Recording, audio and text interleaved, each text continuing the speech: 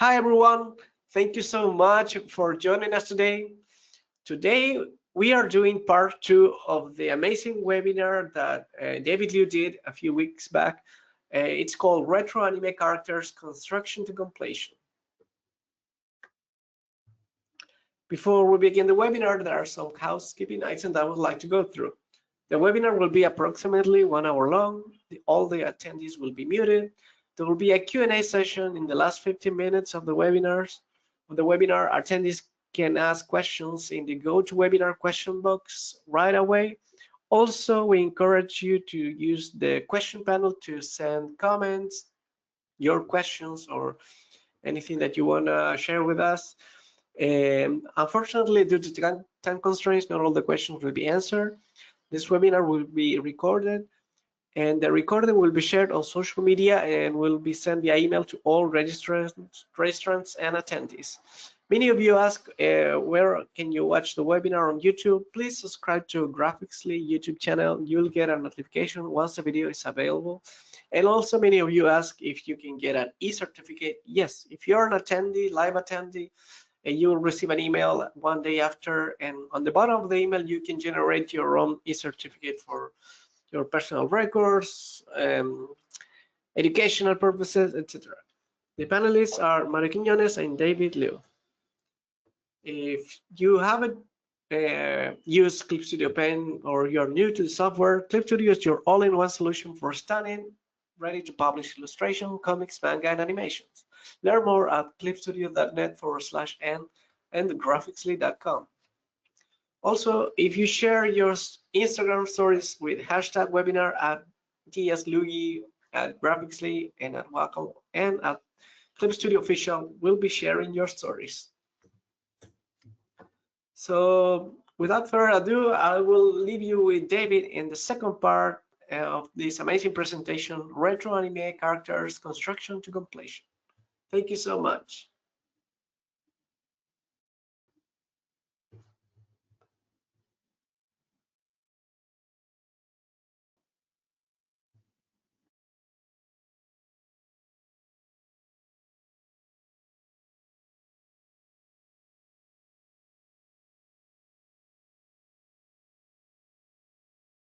Oh, sorry, I thought I unmuted. I was talking to myself for a moment. Yeah, stream,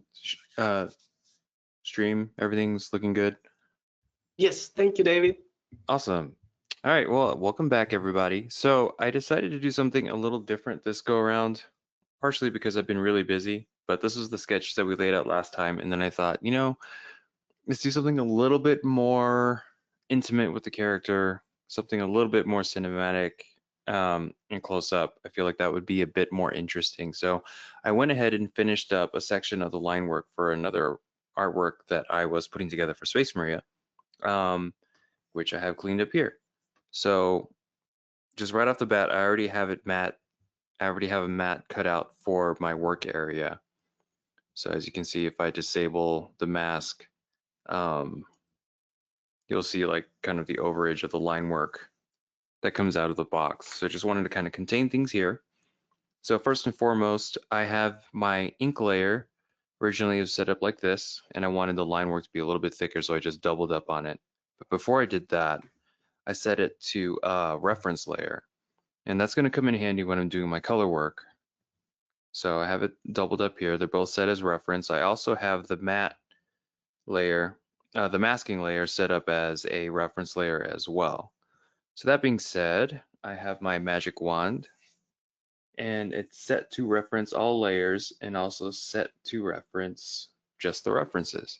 So when I select my magic wand and click at the space, it'll only reference the layers that I have set for a mask. So what I'm going to do essentially is kind of prepare my work file here so that when I'm doing color work, I will not be coloring out of the lines no matter how hard I tried. And I think that's looking good. So I have all these layers set up here for colors in a separate folder. Right click there and set my layer mask to mask selection. Now you can kind of see a little thumbnail here, kind of showing what is masked, the white being what is shown and black being what is not shown. Now, since this is housed inside of this big masking layer, everything that I mask kind of works together. As you can see, there's white on the outside area, and so if I disable this mask, you'll see that I can actually sort of color. Let's pick this one. You can see that it kind of colors all over the place. Now, if I enable this mask, you'll see that it cuts it out. So let's get rid of that. Let's go ahead and re-enable my mask. Now I have one layer here set as the matte. I'm going to do Alt Delete, which I have set for an autofill key, which will just fill the selection based on what I have selected, which in this case is not, it's kind of everything. So you can kind of see exactly what fills up here. I'll lower the opacity a bit. And now I go in and double check my work. So I can see some other spots here. I'm going to select the wand again. And I'll delete these spots that I missed just to tighten up my mask. That's feeling good. I think this one can go too. Yeah. All right, so there's my work area. Okay, so next I go into flats. Now, these, whenever I do fills, it's all going to reference those same reference layers that I was looking at earlier. So what I'm going to go ahead and do is start filling in my flats. Let's see if I can do this. Let's go with, I always like to start with the skin layer first. That kind of gives me a good gauge on what the skin tones will be. Now I have my fill layer set up to refer to multiple layers, which also is referencing the reference layer that we mentioned earlier. So this is just laying out kind of my palette, making sure that I have everything laid out, and then I can go back in later and touch it up, make sure, tighten up the details and everything that that's not perfect. Like you can see it's in the eyes and some of the hair. So I'll be able to go and make the adjustments as I go. And I usually use my inking brush for that one, which I can show y'all which that is later. Okay, that's feeling all right. Might be a little too saturated.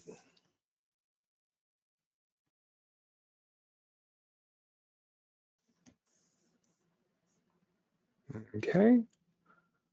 Okay. Just going to get that in.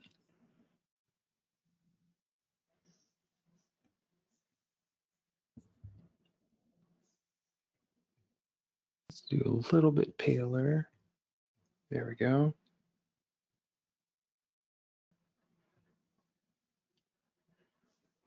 Now, usually whenever I'm doing fills, I like to start with larger objects before going into the smaller details. And there's also a reason for that too as well with my matte layer that's set to 18% opacity, which I will demonstrate in a bit. All right, so let's pick the hair red that I would like. Yeah, let's do that.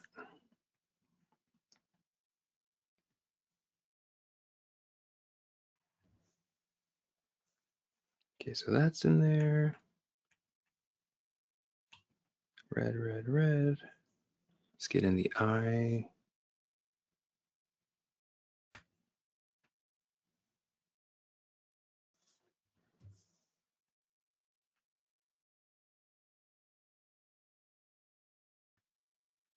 Okay.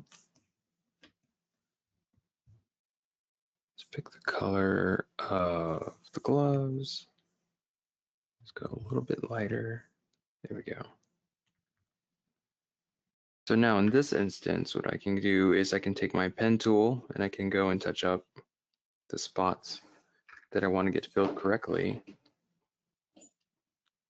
just to prevent it from overflowing. All right, now let's do a different shade. Here we go.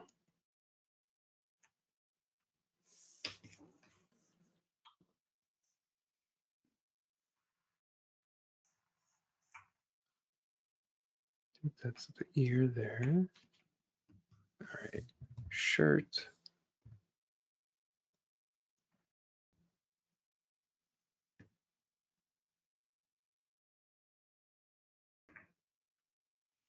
Cool.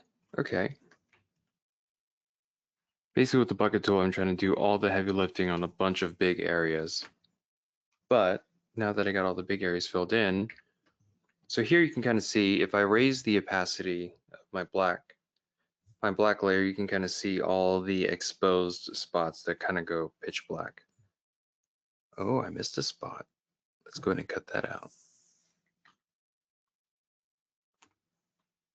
Neat. So this helps kind of fill in after I'm going with my colors. I'm gonna do this test one more time. And when I'm going in to touch up all the spots that I'm trying to fill, it'll expose the areas that I missed.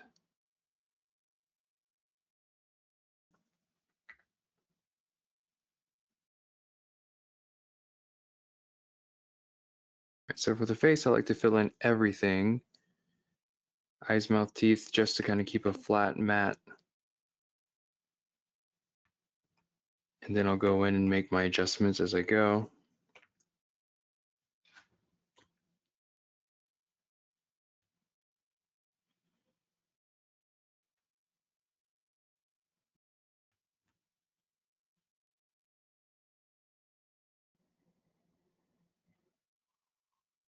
Let's make my brush a bit bigger here. So now this lets me kind of go in and sort of bulk fill all these little areas just to make sure that my flat colors are in nicely. Usually this is more difficult whenever, it's more complicated whenever I have heavier line work, because the lines are all going to be, I like to go heavy on the line work too. It's like that's one of my favorite parts of the process. Line detail. All right, almost done with the hair. This also kind of lets me see what areas I may have missed with my mask. Let's see, that should actually be.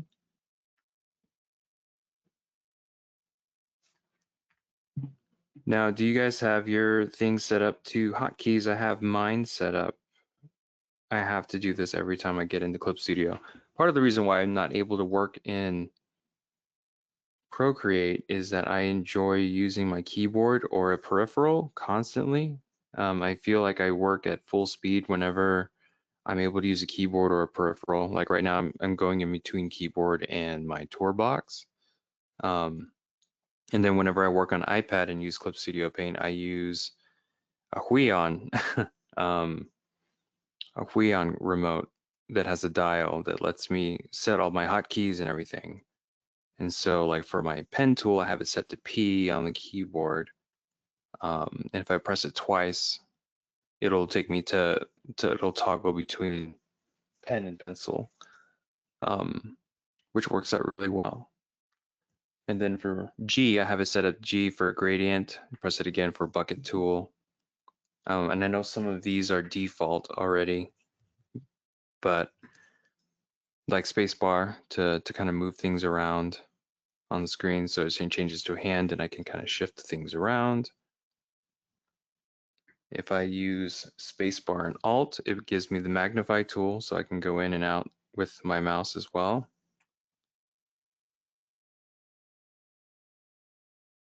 And so the workflow of like messing around in Procreate is one that I couldn't really get used to because the menu always disappears. Like you kind of go between this and then you have to keep toggling to bring up your layers. I usually like always having my layers persistent. Oops, switched it too many times. Let's go back. There we go.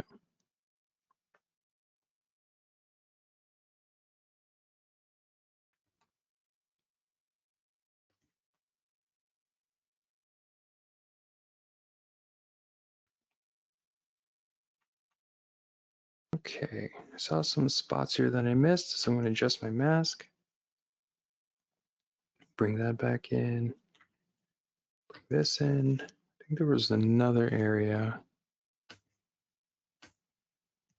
that needed deletion. There we go. Another hotkey I set up is C. You can see this color here goes between erase and fill, or a selected color. And so I have that set up to where I can erase and also color without switching to an eraser. That's always been kind of my issue.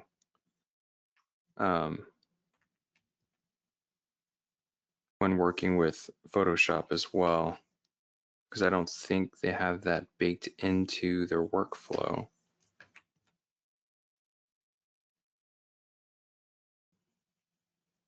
Okay, got the other part of the choker here. Fix this, fix this. So here I'm already kind of looking for gaps that I missed, and I'll spot check my work afterwards by going back to my matte layer or my masking layer that I have set underneath all my colors. This also helps prevent your artwork from being transparent.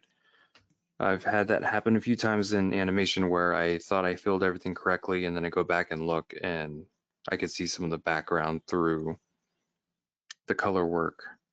And sometimes it's not that big of a deal because you're dealing with the animation and stuff moves. But can be a problem in illustration, especially.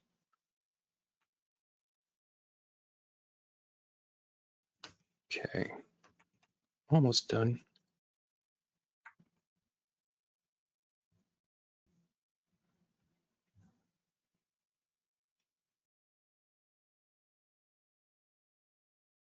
Okay, make sure I've saved my work. I don't think I've saved it yet since I opened it today. All right. Cool. All right, so there's my base flats. Now I'm going to go in on the same layer and just start adding in some of the other details. And kind of putting these flats in.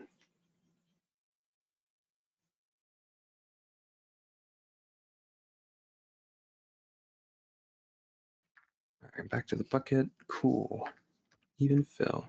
I used to do refer to all layers whenever I was doing bucket, but when colors are too close together, they tend to get confused in the autofill. And like if these two colors might actually be too similar and it would fill the entire thing. So setting it to a reference layer kind of lets you control that better. All right, so let me double check to make sure I don't have any gaps on my flats. So I'm going to raise this matte layer up and you can kind of see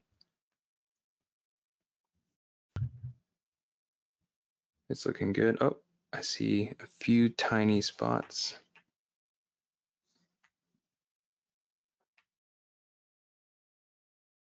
Here, I think here. Yep, very subtle. Okay, let's get the eye color in. Whenever I do eye color, I kind of stay in this area. Not quite fully white either. Do a check to make sure it's feeling okay. Maybe I'll darken it a little bit.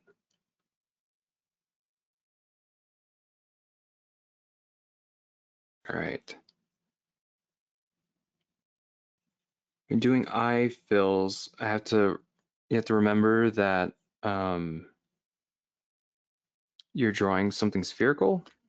So you're trying to imagine sort of the shape of the eye and how it fits on the stylized model. You're not just matching one end to the other end like that. There's a little bit of shape involved, especially for the lines that you didn't draw.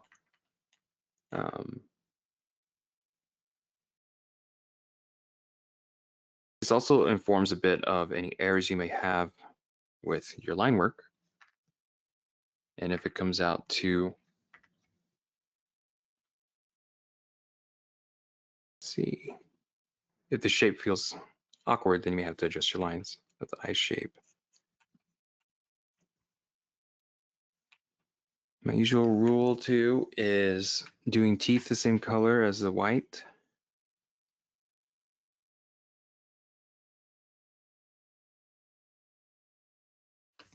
Awesome. Okay, let's get the reds in on the eyes.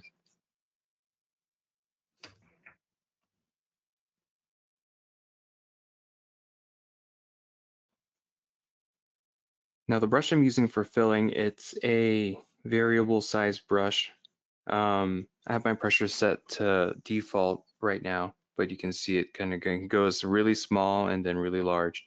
Find the pressure sensitivity that you feel good with that helps you work efficiently when you're doing colors.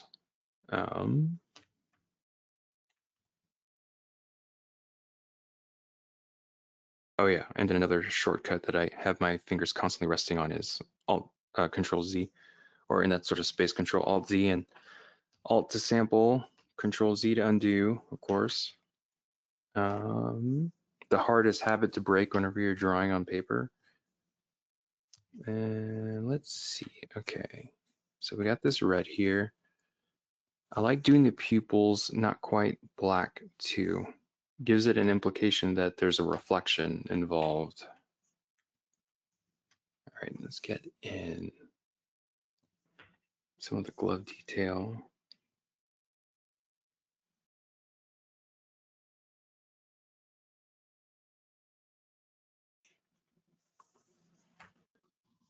Okay.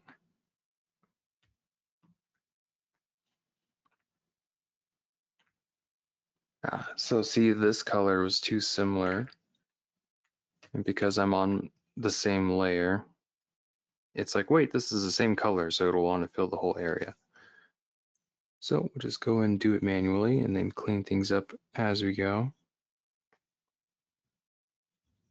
And here you can see the shape. I kind of am trying to compensate for a little bit of like a crease or a bend in the fingers and the gloves that isn't indicated with line work. This is where toning will come in. Of course, I've said before, my rule for toning is that if you're going to add shading, it needs to inform more of the forms and the shapes that aren't indicated in your line work. And so I always keep that same rule, and you'll see whenever I do shading, you can kind of see that line work kind of come in. All right, let's do pure white for this.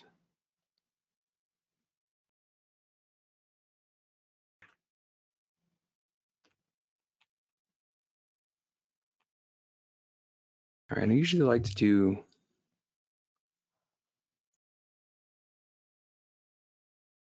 my eye details on the same color layer.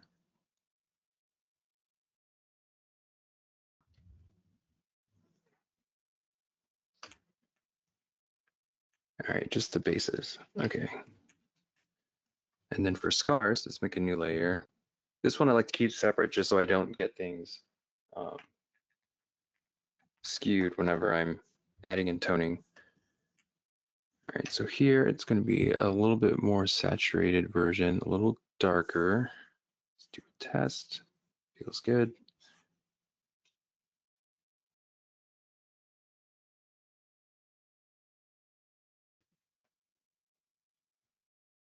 You can see in my layer structure, this is kind of my go-to default layout.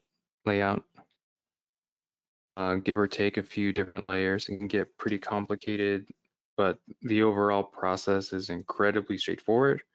I don't do any shading with the lasso tool. I like the hand quality of drawing in my toning details, unless there's a setting and when using lasso tool that like helps you kind of have a little bit more integrity and uniqueness in your line work.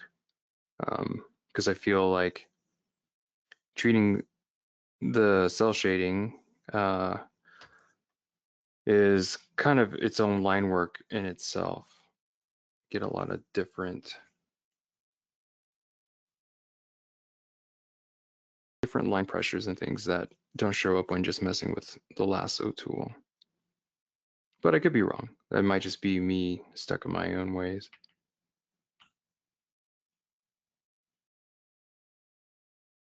All right.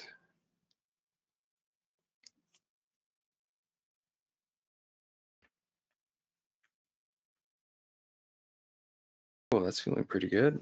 And a few more details here.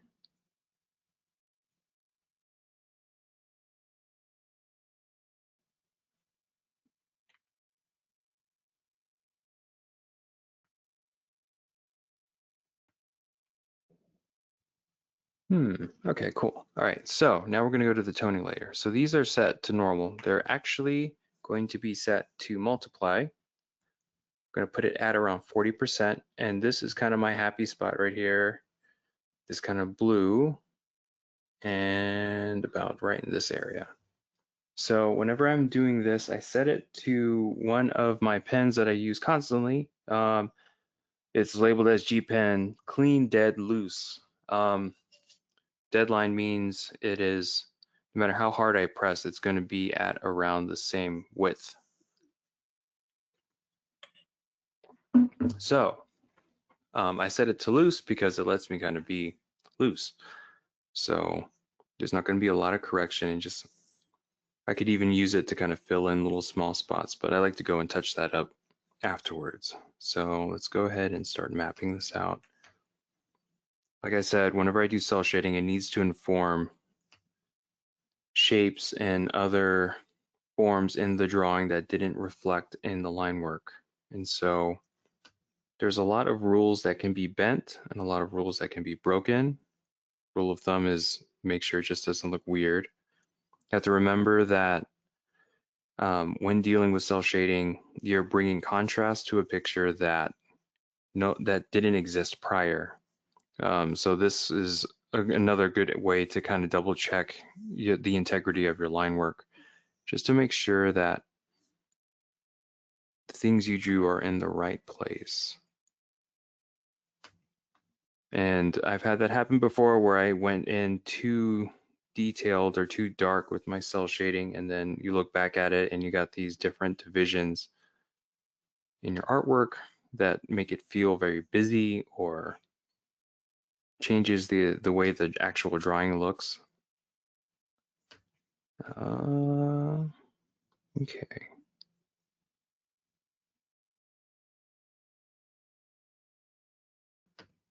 This part is one of my favorite parts as well. I feel like sometimes working on details like this, especially in animation, I guess the best way I can describe it is it sometimes feels like you're drawing cross-eyed, where you're just kind of zoned in, but also like turning your brain on, but then off at the same time. It's a kind of a mentally jarring thing, or it can be.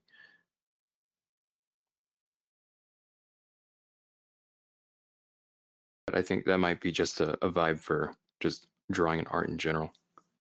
Okay, so all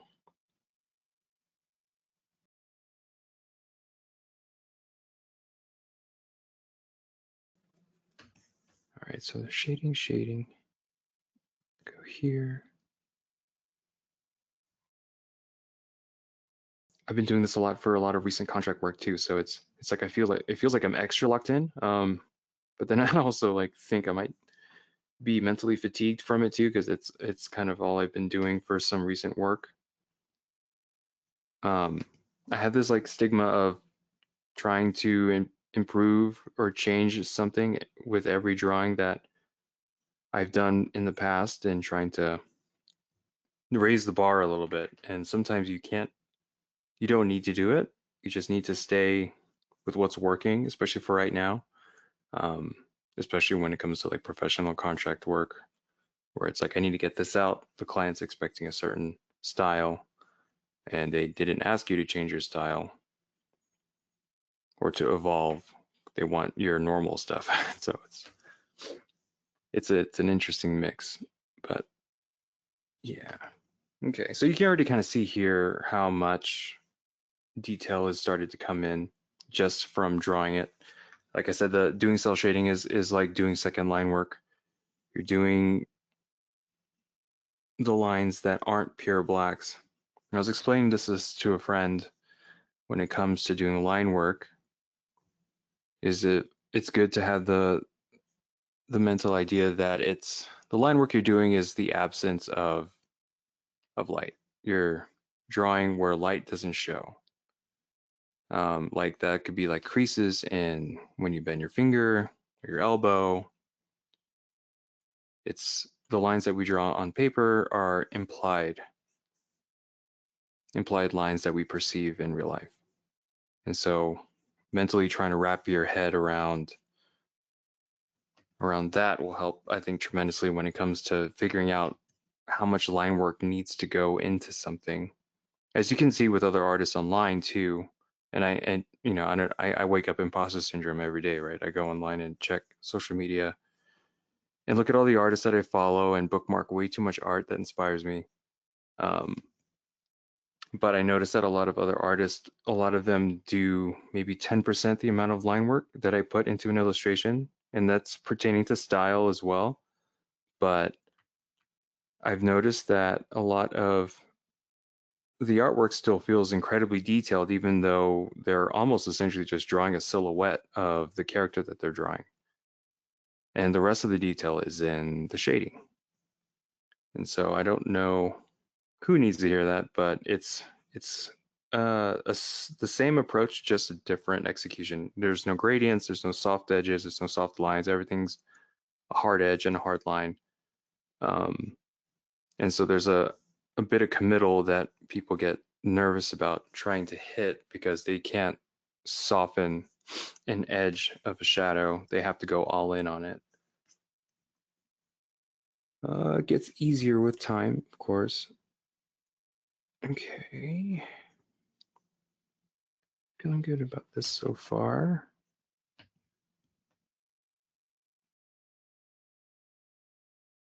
Wake up imposter syndrome. It's like coffee and imposter syndrome every day, but that keeps us awake and I don't know, hungry to get better.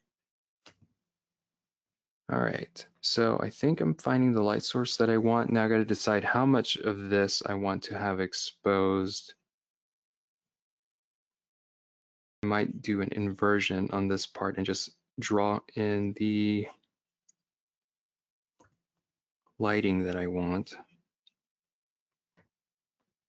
The lighter areas rather. Okay, and then let's bring it back in. A lot of how I shade hair is very similar to how I would do clouds and explosions and stuff. I kind of just follow my gut and what I feel looks interesting, and sometimes it just doesn't really make sense, but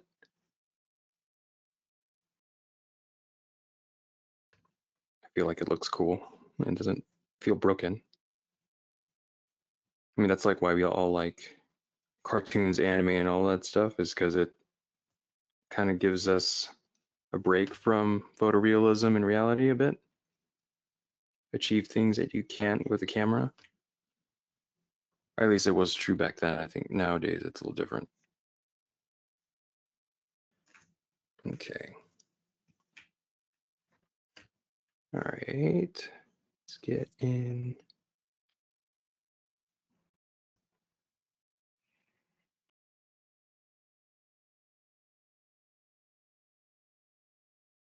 Yeah, same thing with shading the face and stuff too.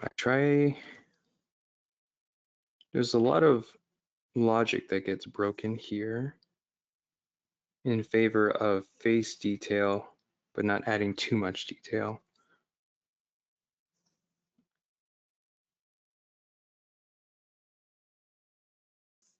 I tend to want to keep a lot of the face detail. Oh, actually. All right, remember the color I'm on? I missed the spot. There we go. Okay, back to cut toning. Let's go back to this blue area. Okay.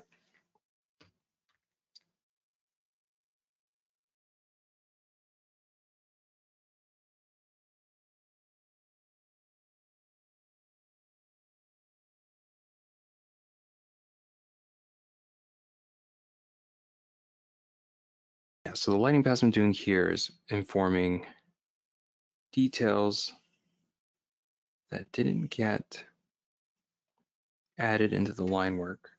It's not exactly a specific light source. It's almost kind of a generic light source. I think usually I would add in sort of the light source, like the shadow that the head and hair are casting on the body. Which I may do that here.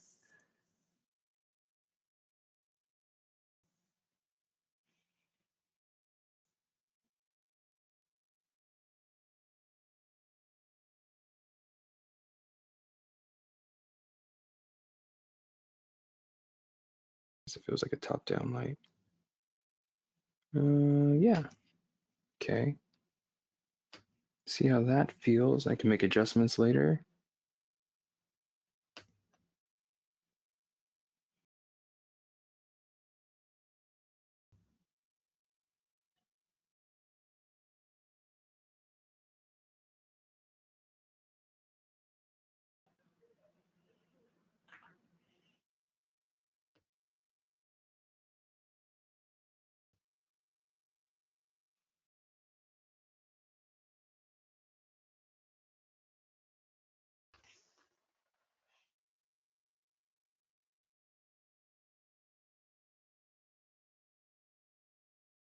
Okay.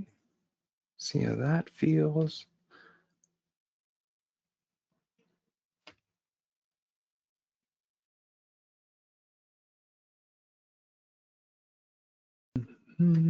Let's see. Okay.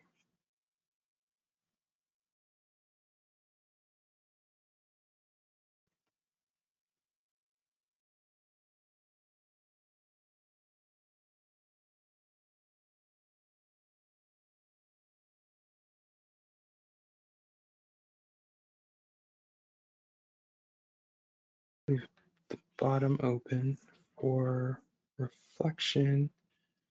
Okay, here, decide how much shading goes there. If I add too many lines to shade this, then it'll feel too busy. So I'm trying to find the balance of how much of that I'm going to actually include. A lot of, oh yeah, and also in the cell shading process, even though you're doing hard shading lines, you kind of also approach different surfaces in that same way. And so like the gloves would be more leathery and a little bit more shiny, or at least the option of that would be there. So I try to start adding in some of that base in here as well.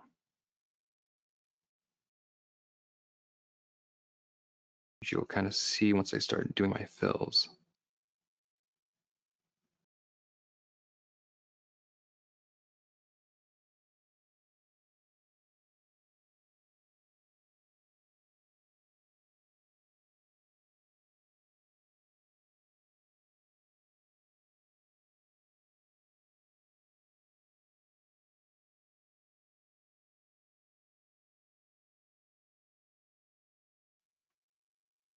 Okay, I think that's most of it. Yeah. Here, maybe another one here. Okay. Oh, I missed. All right, save this. All right, so you see that I've been living on that same blue, that dark blue for the multiply layer. I'm still going to live here. I'm going to do color adjustments once I get all my fills in. Let's go ahead and get all of that done.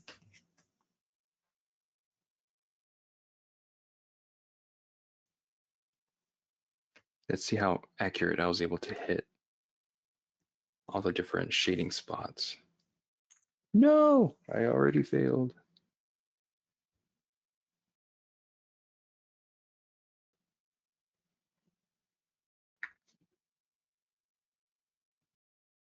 Okay. Okay. Yep, that feels correct.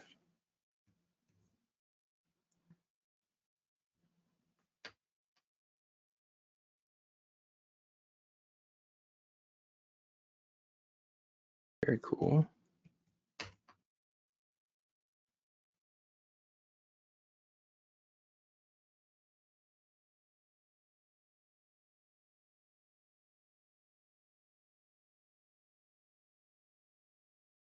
This is where I go into my larger pen that I was using earlier with the different size variation. This lets me kind of go in and do my touch-ups as I'm filling.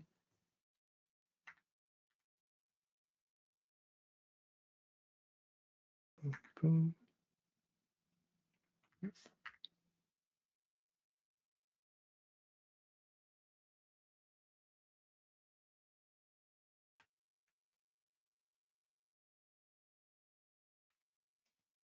Okay.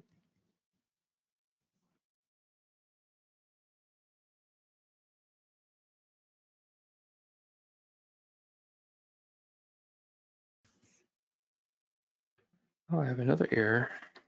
Wanted to fix. So now I can see another spot that I didn't cut out. So I'm going to go back to my masking layer and fix it. Cool. Back to toning.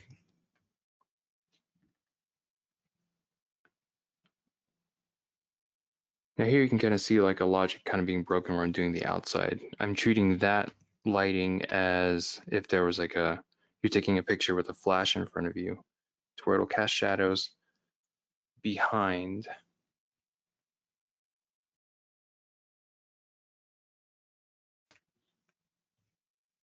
Okay. Let's see how this whole area feels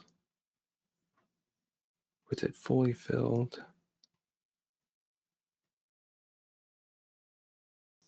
Yeah, that's feeling good.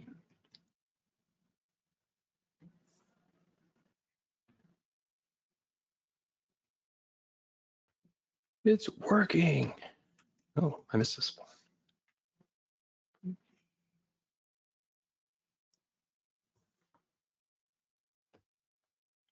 Whenever I go back and forth between brush and fill tool, that's also like my opportunity to go in, optimize my workflow and adjust stuff while I'm there before I switch back. Even though it's just a hotkey away, it just kind of keeps the momentum. No wasted time. Oh, missed that. Here we go.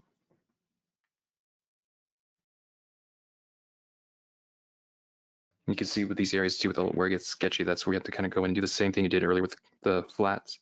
You have to go in and touch up the sketchy spots.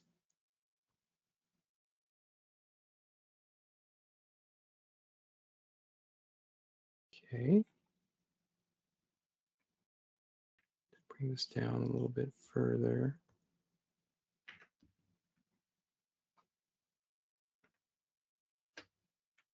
Uh-oh. Well, this one got messed up. Oh no, I went too deep. How long ago was that? Let's see.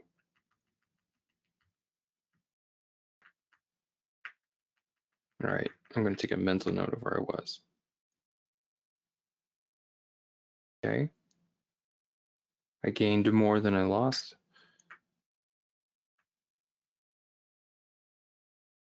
Let's go all the way back to the future. All right. Gonna have to redo the spot. Let's see if I can't.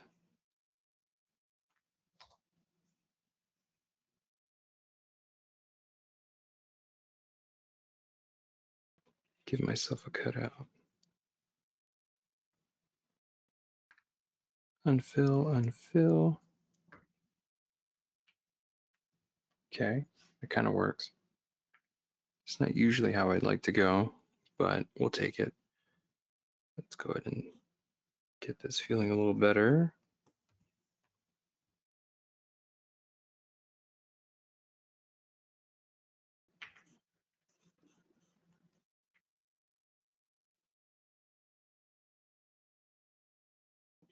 That's incorrect there.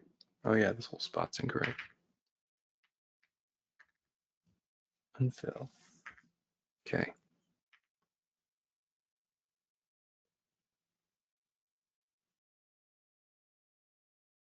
All right, we're back.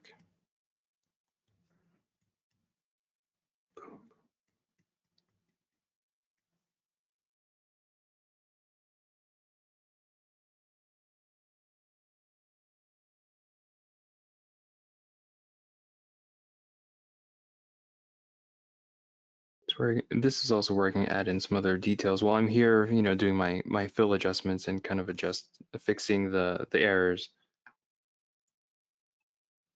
This lets me go in and add in some of the smaller details that I wanted to add in. Doing it all at the same time.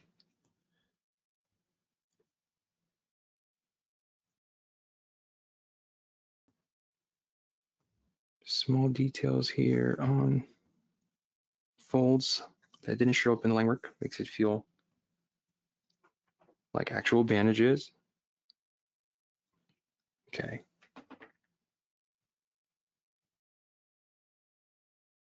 Good so far. Good so far. This might be an error. Yep. Missed that one.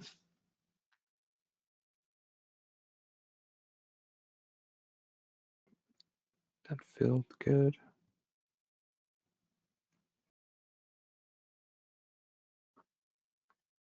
Sick. Okay. All right. It's feeling good so far. Let's see. All right, hair time. See how well I did this area. And try not to miss this step. Oh wait, let's do this. While I'm here. Neat. That's the fill. I swear this is like colored by numbers. Like trying to remember where you're at.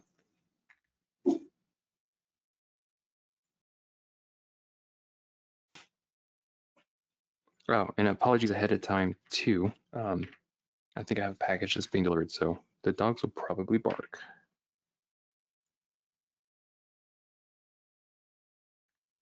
Missed a spot there.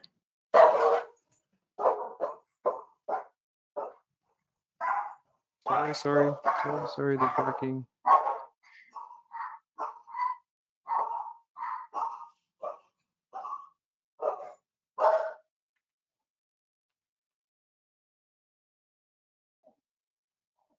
They're ferocious. Okay, so as you can see here, I already have spots that I missed already. The good thing is that I caught it before I started doing my fill, and then I can actually still keep the notation on the adjustments. Wow, is that a one go? Does that work? It's working.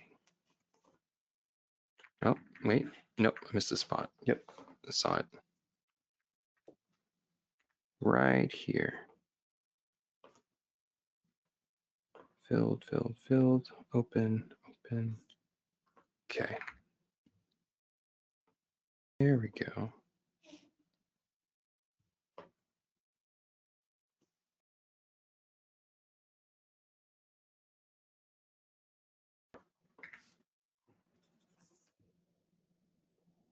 Awesome. Okay. All right, so I'm going to double check my work one more time, and then I'm going to move on to the next spot, which will be the color adjustments on this toning layer before I add in a second one. This feels too round. This feels incorrect too.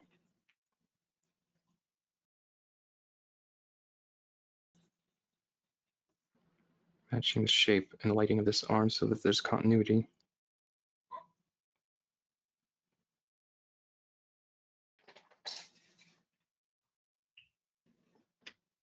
Feeling a little bit better.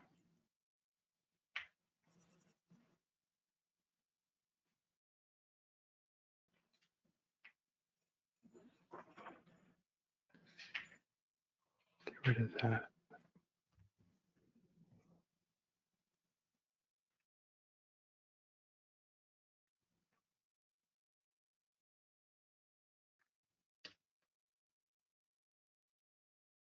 Okay.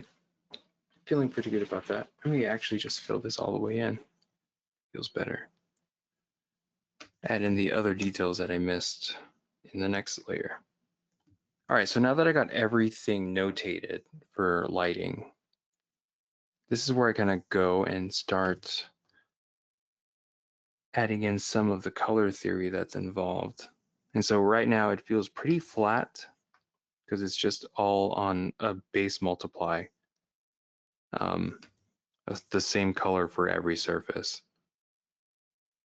And so usually I like going in with a shade of red for the skin tones because it's warmer, as opposed to this cooler blue that's currently there.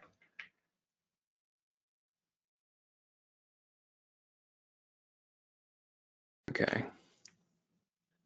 So let's see. Sorry, almost there. Oh, I missed another spot. Here we go.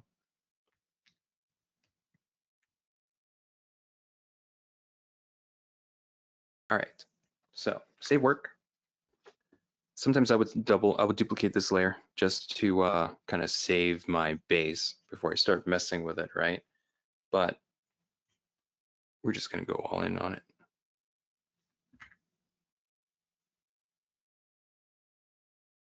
Okay, so let's go over to this red, kind of around here maybe. Still on the multiply layer, still set at 40%. And what I'm going to do is test out the shade of red on the face and see how I feel about that for shading. It's feeling good. Okay. So here, it's still referencing the reference layers, and if there's no line work in a spot,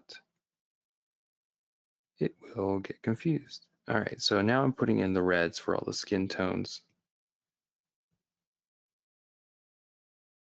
This will help separate and reduce the contrast and give it a little bit more personality in the color.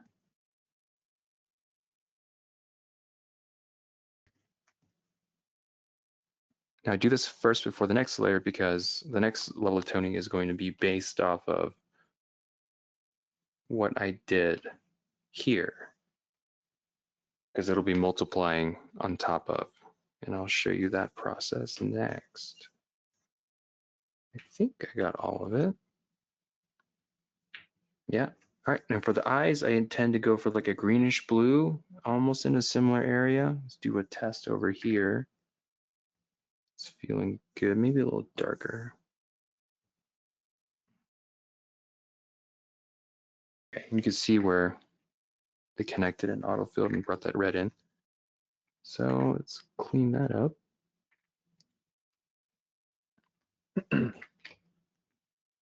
Same for the teeth and stuff too. Oh, all right, and let's go back to that red again, right here.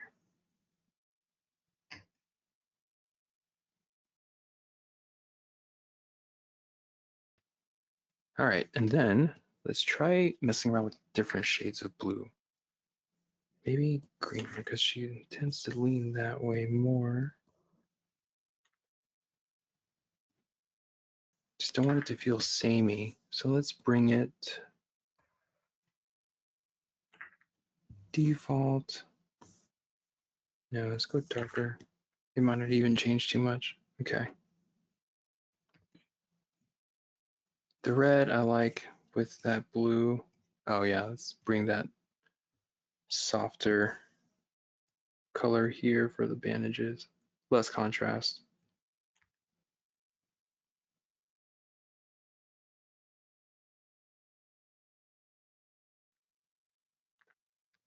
Yeah, yeah, okay. All right, so I think we're good. Now we're gonna go to the next one. I'm gonna control click the picture in my layer and it's gonna highlight everything here. Now what I'm gonna do is right click on my second level of toning and I'm gonna mask outside the selection. So that lets me, if I go back with that same dark blue that I was messing with and we're at 40%, it lets me add in an extra level of shading without having to have that persistent selection line. Kind of see the changes you make in real time. And so the hair, I wanted to give it some of the shine. So I'll give it that sort of highlighted, darkened edge to make it feel a little bit more metallic and reflective.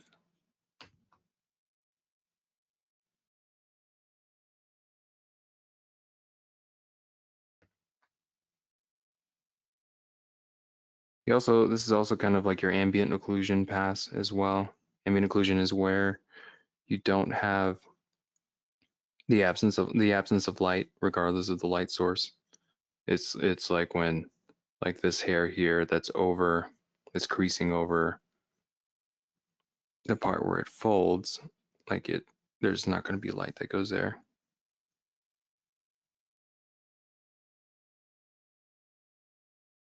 All right.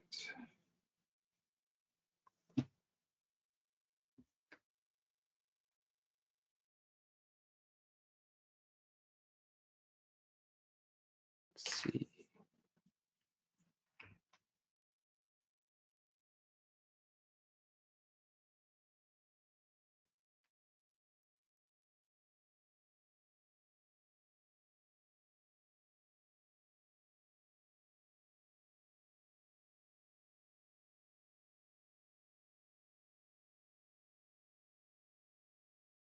Okay, add it where it needs it. Trying to find a good balance of how much to put in here.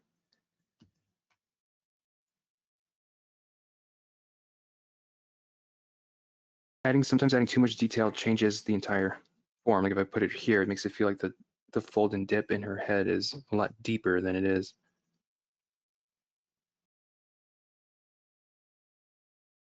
Trying to find a good in between of how much needs to get added without over-informing and making it feel incorrect.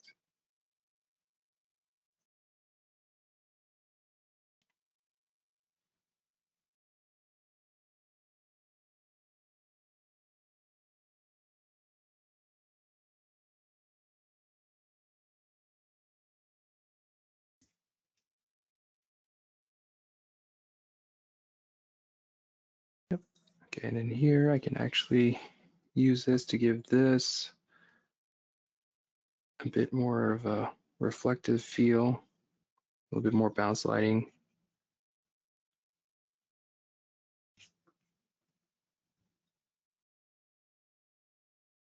More detail down here, but not going overkill. If I add in too much lighting detail on the hair, then I have to do it for all of it.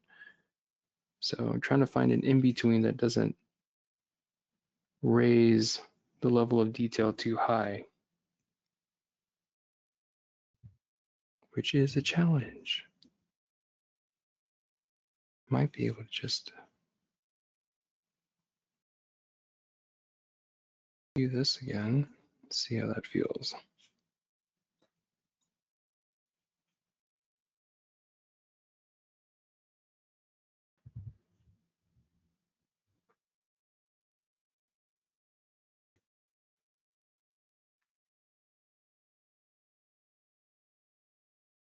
No, I missed. This is the interesting part too, because I have a mat set up for that, but everything that's outside of the mat doesn't read as being drawn. And so I have to make sure my outline correctly fits.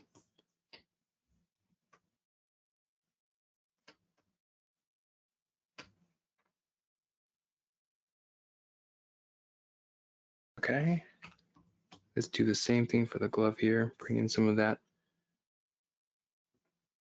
reflective detail like you'd see on leather.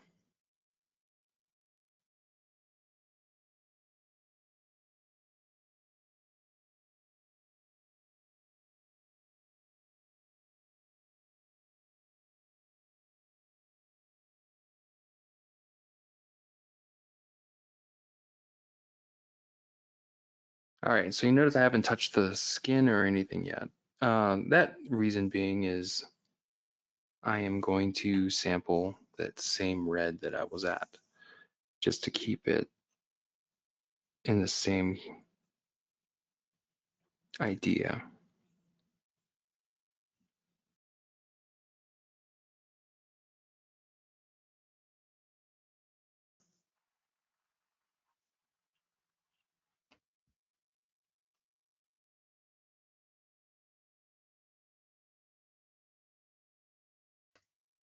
Again, coloring and informing only what you need.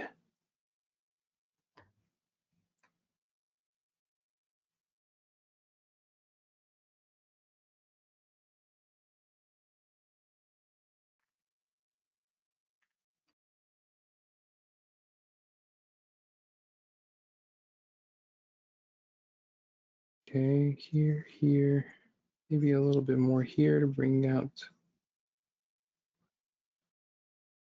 the bigger muscle shapes and the forms.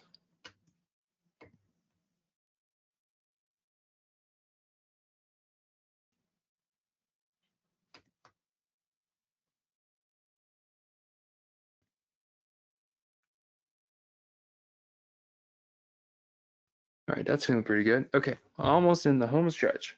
So overlay all, save my work. All right, so this is like what I do a lot. Kind of stay in this dark bluish, like 75% dark. I'm gonna go to my gradient tool with G, and I'm going to arbitrarily make it dark. Oh, I totally forgot to put overlay. I typed overlay, but it didn't make it overlay. Okay.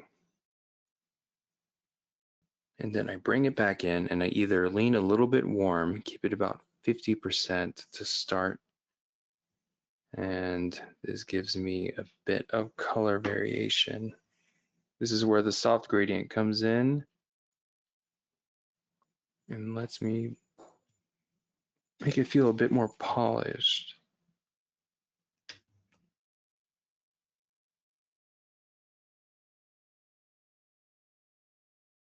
That's feeling pretty good. Okay, and now I have another one, and this is going to be set to overlay as well. I'm going to select my shading layer, and I'm going to do kind of the same thing to where I can give the shading a gradient specifically. So this is obviously like super dark. So let's bring in, this is like the implication of like bounce lighting,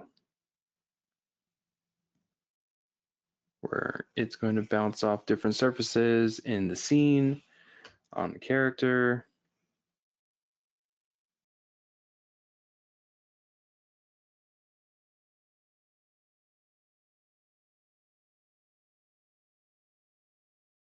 See how that feels. Yep, super subtle, but it adds a lot. Okay, so after I do that, then I go into my screen. Screen is a lightening layer. So I have that set to 100%. Get my pen tool again, and I usually sample a shade darker. And then I add in all the highlights.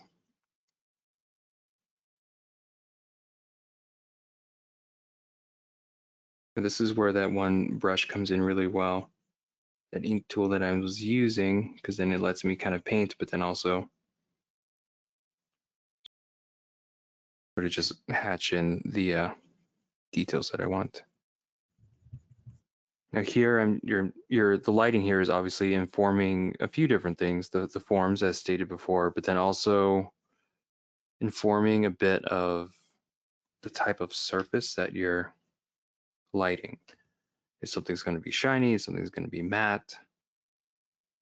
So the hair is going to have a lot of the sort of shine on it too.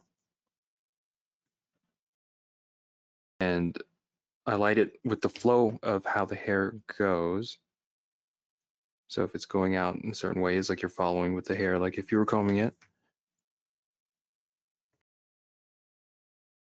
And then again, same rules here, how much detail to add.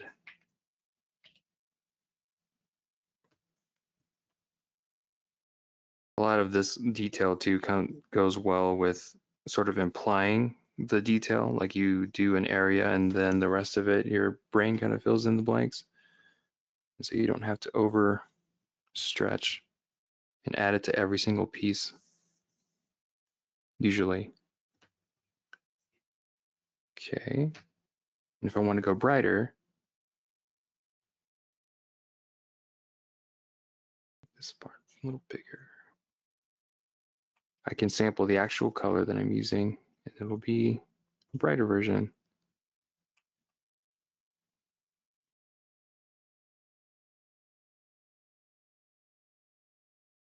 All right, so there's a reason why I don't have the eyes fully white, and that's so I can add in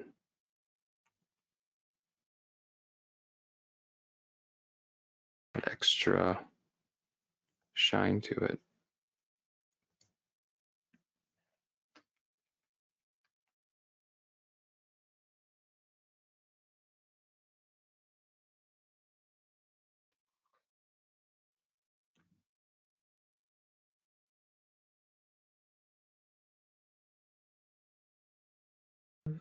Then go here. So here I'm like using the lighting here to inform, so it's more of the muscle shape, right? Line work that I didn't add in, but because that shine is there, it gives it a bit more depth that wasn't present in the line work.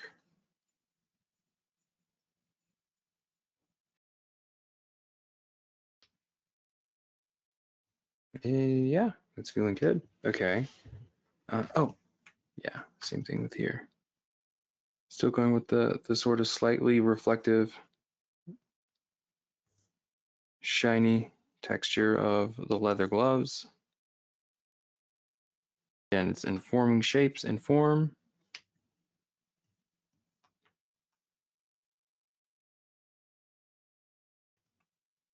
This actually would be a bit more reflective on this surface. And then I can actually bring that in on the actual shading that I started.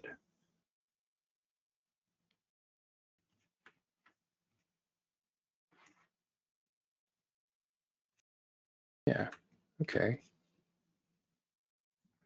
That's 100%. All right. And then touch up. Oh, I usually actually have something like that underneath the line art. So like if I was doing the eye shine, I would have that over, kind of break up the line work there.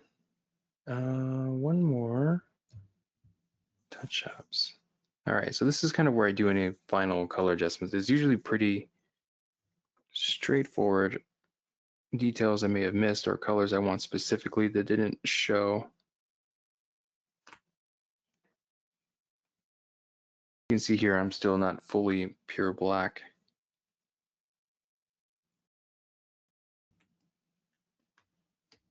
All right, and so another thing I like to do, since I have the line work doubled up, I'm going to merge these together. I'm going to copy it and duplicate it. I'm going to remove the other layers.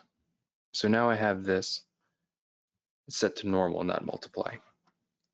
A thing that I like to do that kind of blends a little bit of new school and old school is I'll control click the picture. It'll select all my line work. I'm going to set to mask outside selection here. So now I can actually go and adjust the brightness of the colors. So if I want to bring in some of the reds, line work to kind of soften it, bring that in, removing some of the pure blacks on the line work gives it a bit more, in my opinion, gives it some good depth.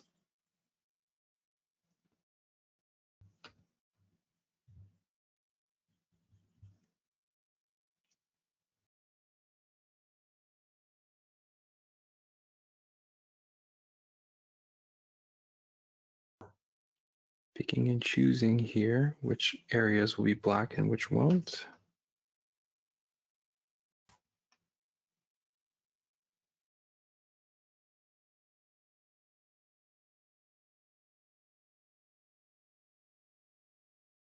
Works well for these extra little sketchy details I have in the line work too, so that it's not too visually distracting with all the busy line work.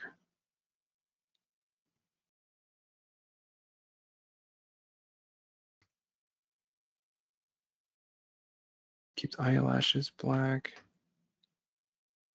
Do a little bit here.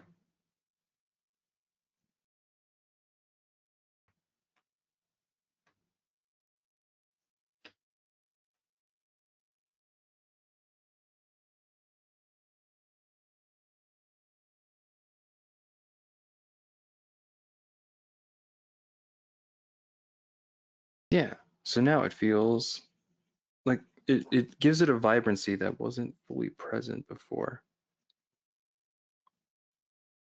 It harmonizes a bit better, in my opinion, with the shading work that you've done. So you can see like it goes from like skin tone to darker, and then this line work that is in the same color family, so it feels almost like it blends into itself a bit better. So yeah, oh my gosh, we're over time. Is there time a bit more, Mario, for a little bit more of a lighting pass? I guess it's your call. Yes, thank you so much, David. I didn't want to interrupt you because everybody is putting a lot of attention and sending a lot of love through the question panel. If you don't mind, we can go with some question while you're finishing the last touches. Sure, yeah, go for it. Let's do this rim lighting Yes, thing. cool. Let me explain this real And fast. I'm just adding yes, a of rim course. lighting that just adds a little bit of depth. This is kind of the color palette I like to stay in here. It's set to add glow, and it just kind of a small little extra detail, like if it was another light source coming in. Nothing too crazy. It's one of those things that's a little difficult at first, but once you get the hang of it, you find a good workflow for you. But yes, all right, continue. Okay, and thank you so much, David. So this one is from Daphne Bennett. I would like to ask David that when animating in this style, do you keep the characters and motions clear and distinctive to the retro style? I do. It depends on the project, of course. Most of the projects I get are in a retro anime style. That's the core thing that inspired me to start drawing in the first place. So I try to keep that same natural style present in my animation work, um, both in style, execution, and animation style. There's a lot of nuance involved that I think got lost over the years or has changed, for better or for worse. Some things have evolved and some things I feel gotten too busy. And so there's a calmness and stillness in old anime that I miss in a lot of newer anime. Um, and so there's, you think about like a Miyazaki Ghibli movie where there's so much animation on such small menial character driven shots, but there's a stillness involved uh, that doesn't have a camera that's like swooping around or characters backflipping all over the place. But yeah, I try to keep the same style in my animation work. And there's a lot of people asking about your brushes. Do you use special brushes on your general artwork They are or modified default? brushes. Yeah, there's stuff I've gotten from people and stuff that are default. And after this, I can actually link everyone to those brushes that I've been using. I linked the ones that I was using last week. I can add in this sort of inking brush that I'm currently using, just so that they can play with it themselves. And all in Clip Studio as well, obviously. Awesome. Thank you so much. And this one is from Daniel. Hey, David, these webinars have been really beneficial. Thanks for taking the time. I'm a big fan of your teachers. I often struggle to create depth and feeling of three dimensionals on my 2D characters. Do you have any tips for this? Yes, start with silhouettes and bigger forms, just like sculpting. Don't get caught up in the minutia too early. Stay with the silhouettes and larger shapes before going into the smaller details. It'll help if if you're able to make forms in depth with just simple shapes and the implication of that, then it'll help when it comes to adding in the details to solidify the 3D forms. That is a big thing, especially with like her arm is rotated back here. If I drew her bandage very flat, then the arm will no longer feel three-dimensional or turned to the back. If that makes sense. So you want to make sure that your silhouettes and forms are clear and inform enough of the three-dimensional shape to where, before you start adding in all the details. And this question is from Matthew. How do you keep motivated while creating a piece? And how do you balance creating personal work versus work for clients? Oh, I think I probably have the worst work-life balance in the industry. I constantly am working on something, and it's usually high pressure with deadlines and other things. Definitely not. It takes a lot of mental fortitude to not crack under that pressure. So my suggestion is to take and handle what you can, know your limits, and I think like exercise, you kind of get a bit, you get more attuned to what your body is telling you, what your brain is telling you. Um, yeah, I think I've been working nonstop all-nighters for the past 6 to 7 weeks. So I'm definitely pushing my limits. I don't recommend people to do that. Um, but yeah, staying motivated. I've always been very driven by not only the actual practice, but I guess the the satisfaction of completing a task or an assignment, hitting a deadline, hitting a goal. I think a lot of that drives my motivation. Um, Sometimes the satisfaction of finishing the work is sometimes exceeds the satisfaction of doing the work. It just depends on what the project is. And then sometimes you have something that is equally gratifying. Um, and those are the jobs you want, right? Mhm. And there's a lot of people asking about how do you keep your characters, or, for example, Space Maria, consistent? Oh man, I feel I think I feel like I'm pretty inconsistent with my work, to be honest. Like just my personal opinion. Because I feel like subtle things change over time. It's hard for me to stay in one style all the time because I feel like I need to constantly evolve or change or improve something. And sometimes I don't, you know, you don't need to. Like, it takes me longer to do a drawing now than it did before because I'm scrutinizing every detail that I'm doing in the line work and other layouts before. Um, and before it was like, yeah, I'll just draw this thing that I want to doodle real fast and have it done in an hour. And so now the same drawing would probably take me 3 or 4 hours because I'm scrutinizing all my details.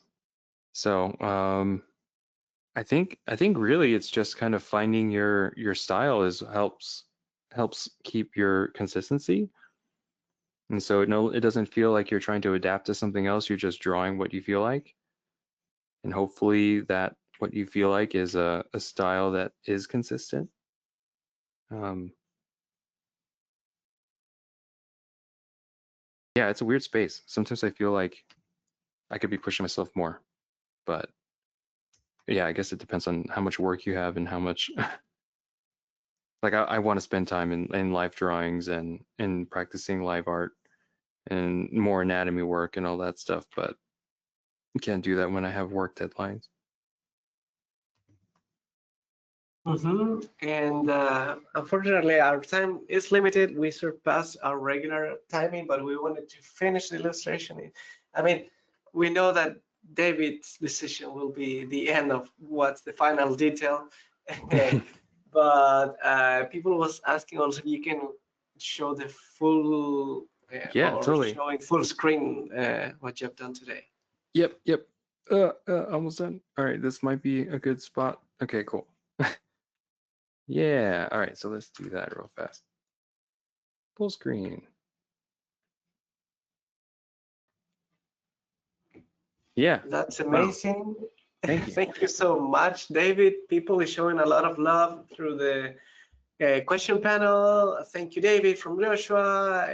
Jonathan, thank you, David and Graphicsly for this session. Amazing webinar. Cindy, thank you so much for this webinar. Troy, Casey, thank you, sir.